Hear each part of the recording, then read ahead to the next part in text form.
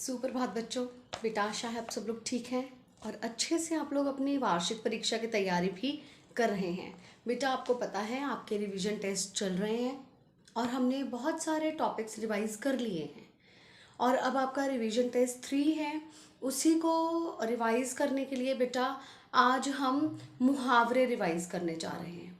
बेटा आपके PT3 में मुहावरे हैं 26 to 50, राइट। आपको पता है PT3 और PT4 दोनों का सिलेबस आपको आना है, इसलिए बेटा हम PT3 में जो मुहावरे हैं 26 to 50 दिए हुए हैं, आज हम वही दोहराएंगे। मुहावरे बेटा आपको पता है मुहावरों का प्रयोग क्यों किया जाता है? भाषा को सुंदर बनाने के लिए। हमें अपनी आम बोलचाल की भाषा में भी मुहावरों का प्रयोग करना चाहिए। इससे हमारी बात कई बार बहुत ही सहज रूप से हम दूसरों के सामने रख पाते हैं और इससे भाषा की सुंदरता भी बढ़ जाती है। तो बेटा आप भी अपनी व्याकरण की किताबें खोल लीजिए। पेज नंबर 184 पर हैं मुहावरे दिए हुए। 26 से हम शुरू कर रहे हैं। ध्यान से पढ़िएगा, ध्यान से सुनिए और समझिएगा। खरी खरी सुनाना। खरी खरी सुनाना का मतलब होता है सच्ची बात कह देना। हम अक्सर कहते हैं ना, उसने तो बहुत ही खरी खरी सुना दी, है ना। मतलब उसने बिल्कुल सच्ची बात कह दी। वाक्य है, पड़ोसी की बातों को सुनकर मोहन चुप नहीं रहा, उसने भी उन्हें खरी खरी सुना दी। राइट। नेक्स्ट इज गर्दन झुकना, लज्जित होना। बेटा अब देखो, लज्जित होना, इसके स्पेलिंग्स क्या होंगे? ऐसे आप लिखेंगे स्पेलिंग्स। लज्जित, आपको मैं पहले भी हमेशा कहती रहती हूँ कि भाषा में हमें वर्तनी का बहुत ही ध्यान रखना है, राइट। गर्दन झुकना, लज्जित होना। गंदा काम करके लाने पर अध्यापिका ने मोहित को डांटा तो उसकी गर्दन झुक गई, राइट। नेक्स्ट इज गिरगिट की तरह रंग बदलना, सिद्धांतहीन होना। यानी कि कोई व्यक्ति अपने प्रिंसिपल्स पर ही नहीं चलता है, कभी कोई बात करता है, कभी कोई बात करता है, अपनी बात से ही पलट जाता है। महेश बात बात पर गिरगिट की तरह रंग बदल लेता है। बेटा एक बात मैं कहना चाहती हूँ, आपकी बुक में, व्याकरण बुक में जो भी मुहावरे के वाक्य दिए हैं, ज़रूरी नहीं है कि आपने वही वाक्य याद करके लिखने हैं। आपको अर्थ पता होने चाहिए। आप वाक्य अपनी तरफ से भी लिख सकते हैं, राइट। लेकिन वाक्य बिल्कुल ठीक होना चाहिए। और दूसरी बात जो ध्यान में रखनी है, कई बार बच्चे जब मुहावरों का वाक्य बनाते हैं तो उसका अर्थ वाक्य में लिख देते हैं। बेटा आपने वाक्य में अर्थ नहीं लिखना है, वाक्य इस प्रकार से बनाया जाए ताकि मुहावरा उस वाक्य में आए। ओके, चलिए नेक्स्ट इज घोड़े बेचकर सोना। घोड़े बेचकर सोना मतलब गहरी नींद सो जाना। अनिकेत अपनी पुत्री की शादी करके घोड़े बेचकर सो रहा था, मतलब निश्चिंत होकर सोना। चिकना घड़ा, कोई असर ना होना। रमेश पर किसी बात का कोई असर नहीं होता, वह तो चिकना घड़ा है। छाती पर सांप लौटना, ईर्ष्या होना। अब ईर्ष्या के स्पेलिंग्स देखिए बेटा। ईर्ष्या, अक्सर हम ये स्पेलिंग्स गलत कर देते हैं। ई आधा श, ईर्ष्या। अब जो बीच में हमें ई के बाद र सुन रहा है वो रेफ है, आ की मात्रा के ऊपर आएगी। ओके। ईर्ष्या होना। श्रुति के अच्छे अंक देखकर आशीष की छाती पर सांप लौटने लगे। जी चुराना, परिश्रम से बचना। आशिमा काम करने से हमेशा जी चुराती है। ताक में रहना, मौका ढूंढते रहना। कौवे के घोंसले में अंडे रखने के लिए कोयल हमेशा ताक में रहती है। टेढ़ी खीर, बहुत ही कठिन काम होना। आजकल सरकारी नौकरी मिलना टेढ़ी खीर है।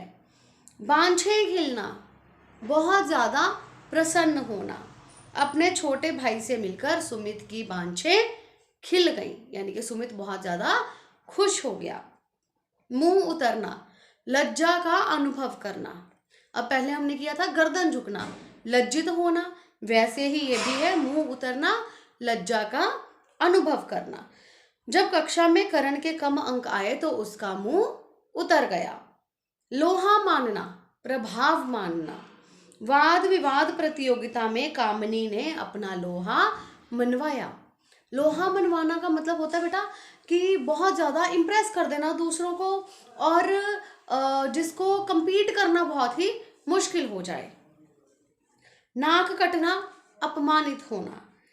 कक्षा में चोरी करते हुए रंगे हाथों पकड़े जाने पर सुरभि की नाक कट गई, यानी कि वो बहुत ही ज्यादा शर्मिंदा हुई या अपमानित हुई। माथा ठनकना, संदेह होना। आरुषि के घर चोरी होने पर घर के नौकरों के चेहरे देखकर पुलिस का माथा ठनका। माथा ठनकना मतलब शक होना। मोती भी रोना, बहुत ही सुंदर लिखाई लिखना। अशोक की लिखाई ऐसी है कि जैसे मोती ही पिरो दिए हों। राई का पहाड़ बनाना, छोटी सी बात को बढ़ा चढ़ा कर कहना। आपने राई के दाने देखे, बहुत छोटे होते हैं राई के दाने, बिल्कुल बारीक बारीक, है ना। उन राई का पहाड़ बना देना, एक छोटी सी बात है उसको बहुत बड़ा कर देना। रचना जरा जरा सी बातों को अपनी माँ से राई का पहाड़ बनाकर कहती है। लकीर का फकीर, रूढ़िवादी होना, मतलब जो बात चलती आ रही है सदियों से सोसाइटी में चलती आ रही है उसी पर हमने चलते रहना बस। लकीर का फकीर होना, जरा भी टस से मस ना होना, इधर उधर ना होना।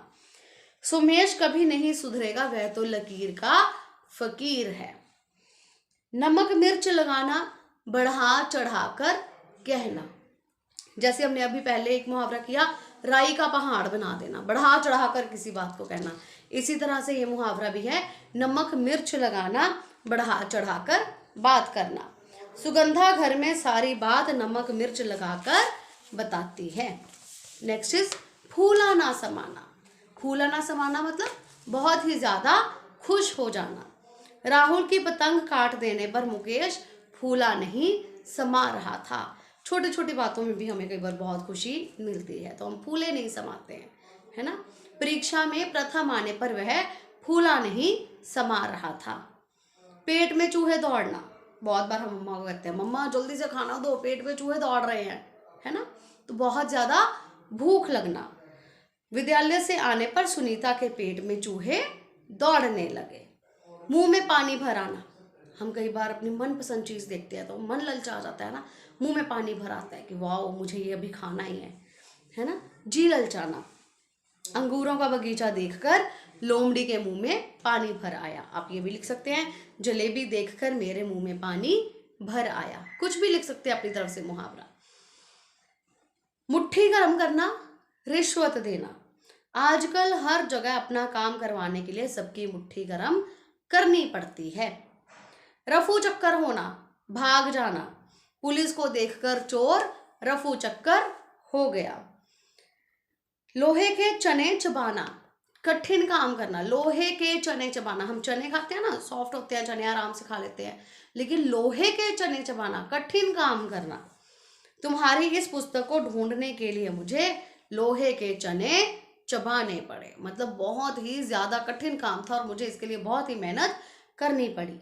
हाथ पांव फूलना, घबरा जाना। पुलिस को देखकर चोर के हाथ पांव फूल गए। यह लिखा है, घर के सामने लोगों की भीड़ देखकर मेरे हाथ पांव फूल गए थे। जब हम बहुत ज्यादा घबरा जाते हैं, है ना, तो हमारे हाथ पांव फूल जाते हैं। तो बेटा ये मुहावरे हैं, आपने इन्हें अच्छे से पढ़ना है, अच्छे से समझना है, और बेटा केवल मुहावरों के अर्थ याद नहीं करने हैं बल्कि आपको मुहावरों के वाक्य बनाने भी आने चाहिए। धन्यवाद बेटा।